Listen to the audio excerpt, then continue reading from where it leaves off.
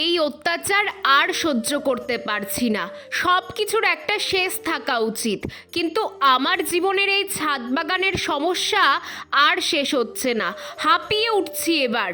দুদিন আগে একজন একটা কমেন্ট করেছিল, গ্রামের মধ্যে বাড়ি, তার আবার ছাদ বাগান করার শখ, ঢং।